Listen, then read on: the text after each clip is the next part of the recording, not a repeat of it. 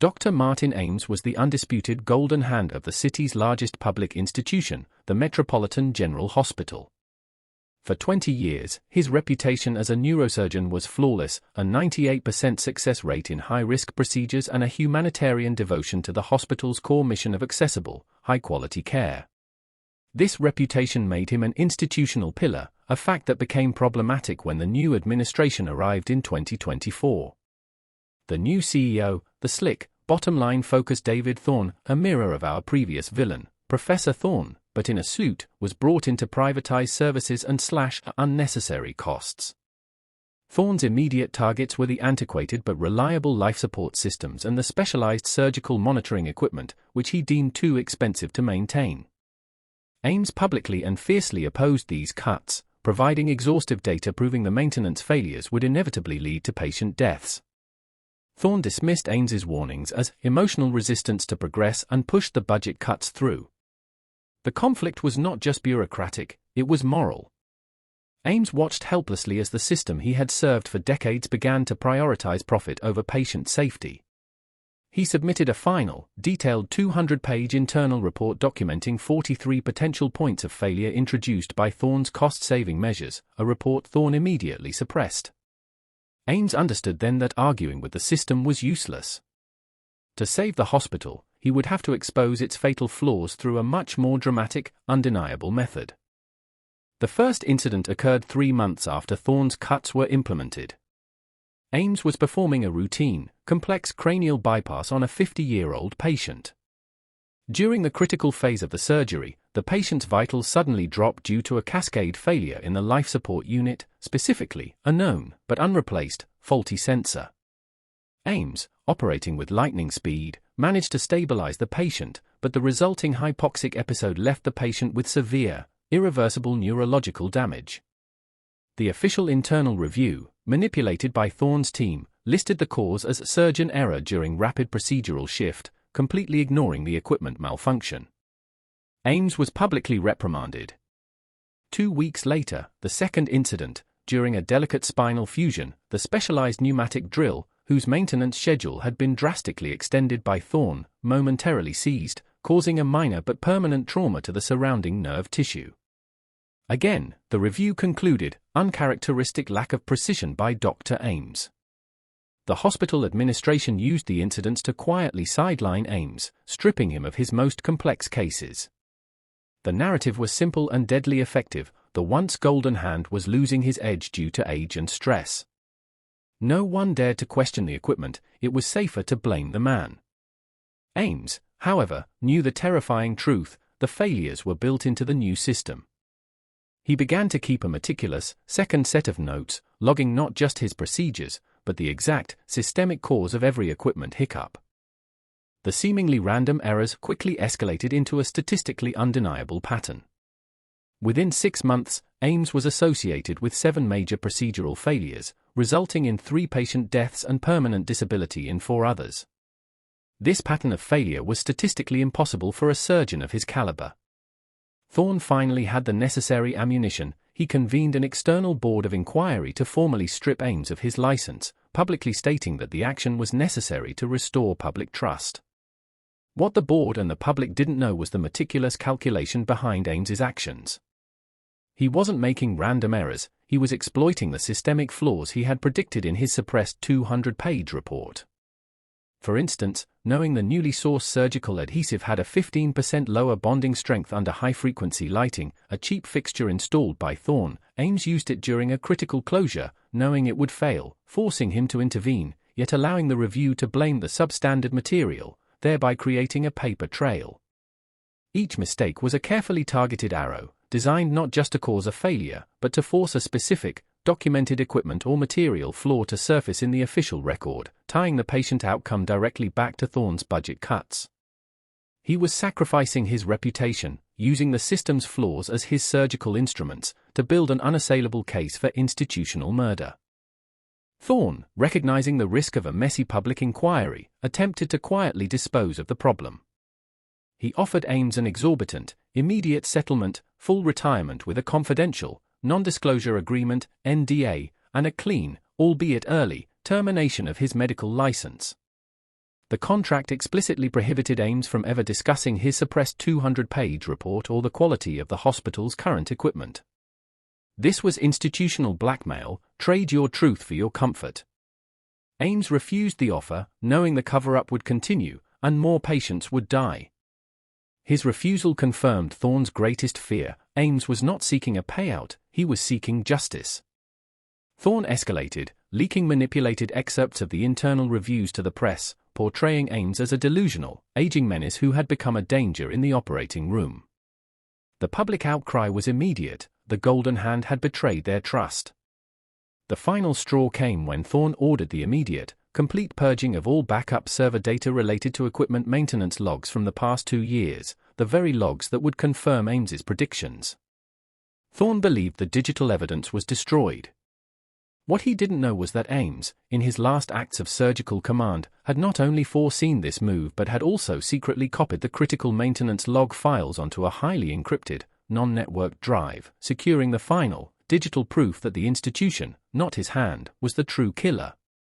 The public narrative surrounding Dr. Ames was entirely shaped by the media leaks orchestrated by Thorne, an aging genius whose skills were failing, posing an unacceptable danger. However, investigative journalist Ilara Vance refused to accept this simplistic conclusion. Her attention was drawn not by the statistical impossibility of Ames's errors, but by their absolute precision. She discovered that all 7 fatal incidents occurred exclusively with equipment explicitly mentioned in the final risk report Ames had filed just before Thorne's arrival. Ilara's investigation soon led her to an anonymous source within the HR department, who, out of sheer professional integrity, had retained a copy of the legendary 200-page systemic risk report. Reading the report was a shock. In it, Ames did not merely warn of potential failures, he mathematically modeled them, specifying the exact components that would fail without immediate, costly maintenance. Ilara realized the truth. Ames was not suffering from age-related decline, he was executing his own, lethal prophecy. He was using the operating table as a stage to visually demonstrate the system's failures. To the official inquiry, his actions were procedural errors. To Ilara, they were an act of calculated exposure. Her new objective was clear, to prove that Thorne was fully aware of the report and deliberately suppressed it, turning Ames from a medical prophet into a public villain, thereby covering up the hospital's true crime of prioritizing profit over patient safety. Thorne, confident that the physical report was destroyed, focused on isolating Ames, who had retreated into voluntary silence, refusing all public defense. Ilara understood that only Ames could articulate the logic behind his sabotage. She began searching for circumstantial links. Reconstructing the timeline of the incidents, she discovered that the same junior surgeon, Dr. Liam Ross, had participated in every single one of the 7 operations, only to be promptly dismissed after the final incident. Ross, unlike Ames, was not a celebrity, he was merely a witness. Ilara theorized that Ross was the final piece of the puzzle. She tracked Ross down to a small, private clinic on the city's outskirts. Initially fearful and withdrawn, Ross recounted Ames's strange, methodical behavior. Before each error, Ames performed meticulous, unauthorized checks on the equipment, and in his eyes, there was not panic, but a cold, focused determination. Ross confirmed that Ames had instructed him to pay close attention to specific, minor glitches in the monitors that were not logged by the official system. Ross was Ames's living notebook. He also revealed to Ilara the existence of a mysterious, encrypted, non-networked hard drive that Ames had hidden, referring to it as the true patient log, the final, irrefutable digital evidence that was designed to survive Thorne's inevitable purge. Ilara and Ross now knew of the critical digital evidence, but accessing it was the next immense hurdle. The encrypted hard drive was secured in a safety deposit box, and Ames, as the final protective barrier, refused to provide the key.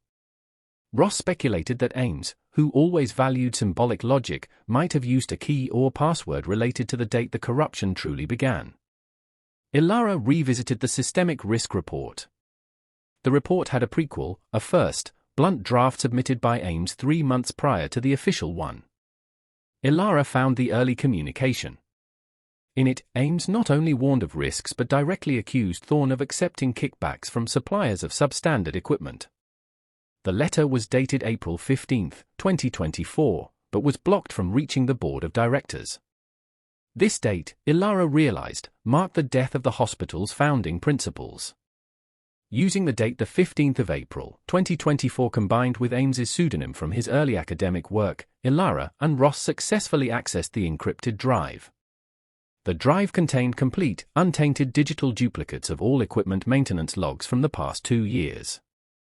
Comparing this data to Ames's report provided conclusive, damning proof. 43 critical systems had expired maintenance, and all 7 fatal incidents were directly attributable to those exact, predicted lapses. The retrieved digital logs proved that Ames was not a killer but a precise manipulator. He methodically selected patients with the highest chances of survival, then deliberately utilized instruments and systems that, according to his own report, were on the verge of failure. He was creating a crisis under controlled conditions. His goal was not murder, but to force the system to register failure in official protocols, establishing an unassailable legal chain of evidence. The final file on the drive was not a log, but an audio recording, the Ames Manifesto. The doctor's voice was calm. "I could not allow them to kill people slowly, quietly, through statistical anomaly. I had to force them to do it loudly, under the sight of my own scalpel, so that no one could deny the cause and effect. I sacrifice my reputation and my peace to save those who will come after." My hand did not tremble, it pointed at the rot. This recording finally clarified everything. Ames committed a crime against procedure, but an act of supreme moral responsibility. The secret disc contained all that was needed for a public trial: evidence of Thorne's corruption, the willful concealment of risks, and the surgeon's tragic logic. Ilara now held not just an exposé, but the full battle plan Ames had left for her within the digital vault. Ilara Vance meticulously planned the public presentation of her evidence, recognizing the fight would not be in a medical journal, but in a court of law. Her investigation forced the district attorney's office to press criminal charges against Dr. Ames for gross negligence leading to multiple deaths, giving Ilara the perfect stage. She convinced the now rehabilitated Dr. Ross to testify, linking Ames's physical actions to the known systemic flaws. The trial began, immediately drawing national media attention focused on the downfall of the Golden Hand.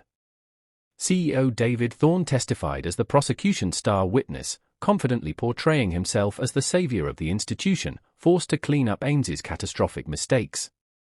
Thorne relied entirely on the official, redacted internal reviews that blamed Ames's uncharacteristic lack of precision. Ilara's defense strategy, however, was revolutionary. She wouldn't defend Ames's actions as right, she would defend their necessity. Her defense team's opening statement shocked the court: "We are not here to debate the surgeon's error. We are here to prove that Dr. Ames performed these acts under duress, the duress of a corrupt administration that forced him to choose between silent complicity and violent exposure. The person who truly murdered these patients is seated right there." She pointed directly at David Thorne, immediately transforming the trial of a negligent surgeon into the prosecution of a corrupt CEO. The core of the trial hinged on the presentation of the digital evidence. The prosecution, led by Thorne's high-powered lawyers, dismissed Ilara's evidence as fabricated. They maintained that the hospital's maintenance logs were destroyed in a server failure, conveniently erasing the last 2 years of records. Ilara called Dr. Liam Ross to the stand. Ross, under oath, calmly detailed how Ames had instructed him to manually document specific equipment failures just before the critical operations, failures that mirrored the exact predictions in the suppressed 200-page report. Then, Ilara introduced the hard drive, the true patient log, secured from the bank vault. She presented the court with a side-by-side comparison: on one screen, Ames's meticulous, mathematical predictions of equipment failure from the suppressed report; on the adjacent screen, the recovered, time-stamped maintenance log showing that the exact components, the faulty sensor, the substandard surgical adhesive, the pneumatic drill, were dangerously overdue for service. The digital logs proved that the hospital had actively disregarded critical safety protocols for months. The final blow came when Ilara played the Ames Manifesto audio recording for the jury. The doctor's calm voice describing his moral choice resonated through the silence of the courtroom. "I had to force them to do it loudly, under the sight of my own scalpel." The evidence was no longer circumstantial, it was a digital confession that simultaneously indicted the CEO. Dr. Martin Ames took the stand in his own defense.